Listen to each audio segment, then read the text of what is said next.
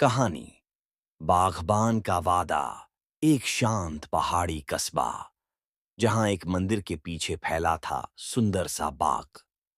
उस बाग की देखभाल करता था एक साधारण लड़का, विवान, जिसका दिल भोलेनाथ में पूरी तरह रचा बसा था।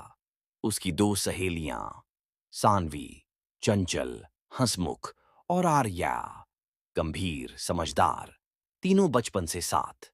विवान हर सुबह मंदिर जाकर शिवलिंग पर ताजे फूल चढ़ाता और कहता, मेरे बाग के हर फूल में भोलेनाथ रहते हैं। एक दिन उस कस्बे में खबर फैल गई कि मंदिर की जमीन किसी बड़े कारोबारी को बेच दी जाएगी और बाग को तोड़कर होटल बनेगा। लोग चुप थे, पर विवान नहीं। विवान ने पुजारी से कहा, यह बाग सिर्फ जमीन नहीं, इसमें भगवान सांस लेते हैं।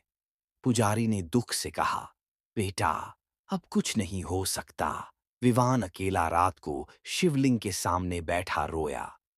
भोलेनाथ, आपने ही ये बाग दिया, अब बचाइए भी आप ही।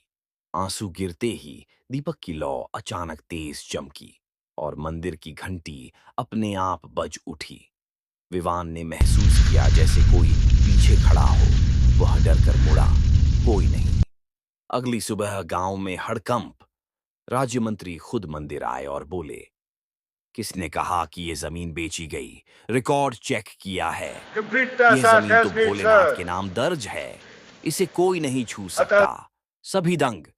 सानवी ने डरते हुए कहा, कल रात तुम अकेले नहीं थे, विवान, है ना? विवान चुप, उसकी आंखों में अजीब सी चमक। रात को सानवी और आर्या ने तय किया कि सत्य पता करना होगा। वे मंदिर के पास छिपकर बैठे। अचानक हवा तेज चलने लगी और उसी शिवलिंग के पास एक बुजुर्ग माली जैसा साया दिखाई दिया। उसके हाथ में पानी की छोटी बाल्टी और वह मुस्कुराते हुए पौधों पर पानी डाल रहा था। सानवी घबरा गई, लेकिन आर्या ने देखा, वह साया धूल में पैर के निशान तक नहीं छोड़ रहा था।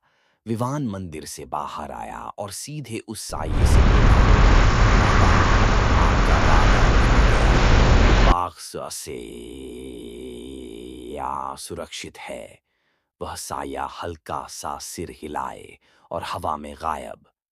सानवी कांपते हुए बोली, ये कौन था? विवान धीमे स्वर में बोला, इस बाग का असली बागबान, जिसने अपनी जिंदगी इस बाग को बचाने में लगा दी और मौत के बाद भी इसे छोड़ नहीं पाया।